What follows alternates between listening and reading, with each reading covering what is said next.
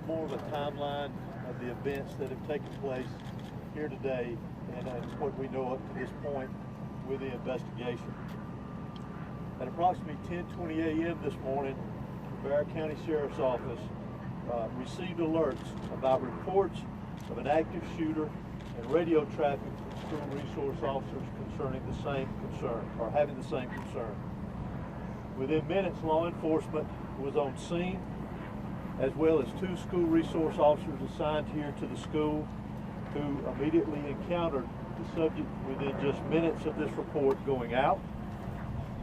Once they encountered the subject immediately surrendered to these officers and he was taken into custody. Additionally, what I want you to know as of now, there are 4 individuals who are deceased from this incident, 9 that have been taken to local hospitals with various injuries. Of those that are deceased, 2 are students and 2 are teachers here at the school. The priority right now for us within this investigation is to gather all the facts, to make sure that we're accurate with it, because this is a murder investigation. As the sheriff mentioned earlier this morning, the shooter is in custody. His name is Colt, that's C-O-L-T, Gray.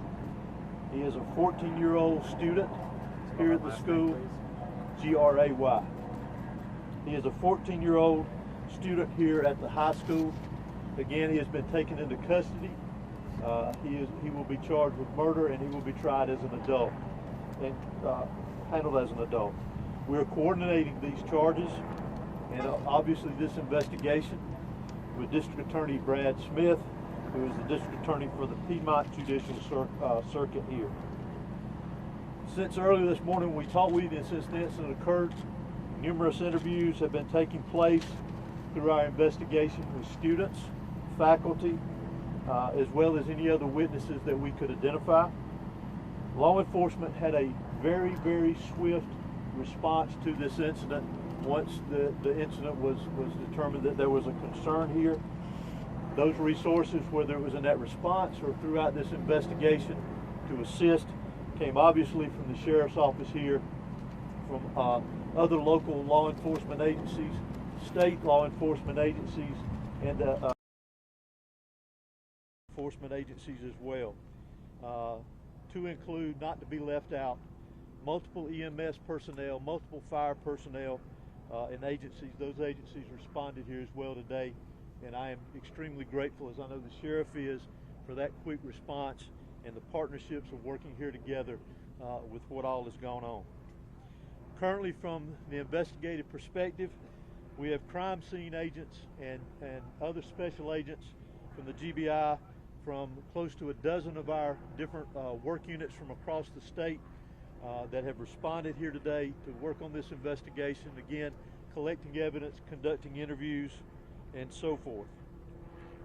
I do want to pass this along, that if anyone has any information that wants to be passed on concerning this investigation, that they can do that anonymously at our tip line at 1-800-597-TIPS or 1-800-597-8477.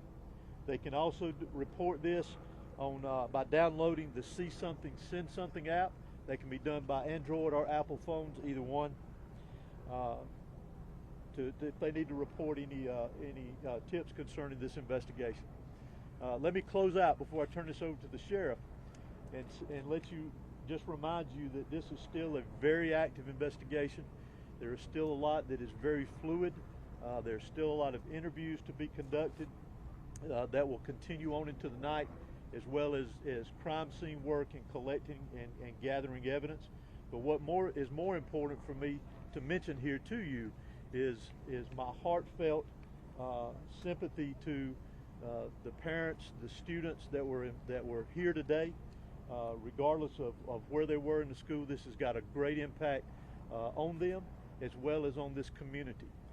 My thoughts and prayers, along with everybody standing behind me and every law enforcement agency in this state, and many I will tell you around this country, they are in our thoughts and prayers, and we will continue with that. We ask for your patience as we continue through this, and we'll continue to try to give you as many updates with information as we can to keep you informed. But thank you for being here. I'm now going to turn it over to Bexar County Sheriff Judge Smith. Thank you. Director, would you spell your name, please? H-O-S-E-Y. Thank you. Good afternoon. I'm Sheriff Judge Smith of the Bexar County Sheriff's Office. I never imagined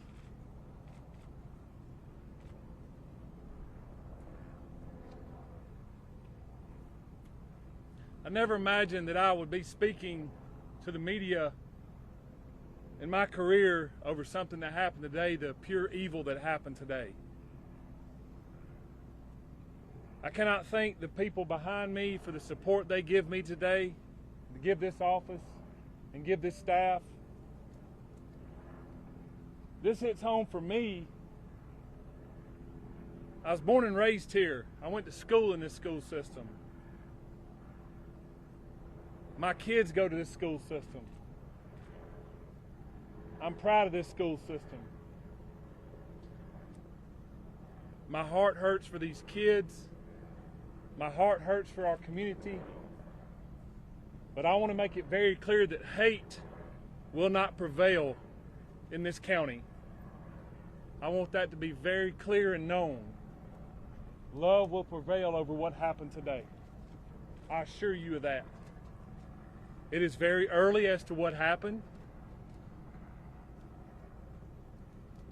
Governor Kemp reached out to me and has provided me every single resource that he has to make sure justice prevails. I don't know why it happened. I may not ever know. We may not ever know. But I ask that you and our community lift up our schools, lift up our public safety, and that, again, we do not let this hateful event prevail as to what happened today. I want to thank the surrounding agencies and counties and cities and state and federal authorities that have come and provided us, because they prevented a lot of more tragic events from happening. Continue to lift up these families, continue to lift up our students and our kids, and know that love will prevail. At this time, I'm going to ask Dr. LaDuff, our school superintendent, to come and speak on behalf of the school.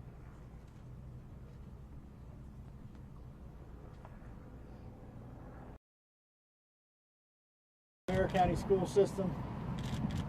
I want to thank the Bexar County Sheriff's Office and all of our law enforcement partners for their swift response today, along with that of our staff.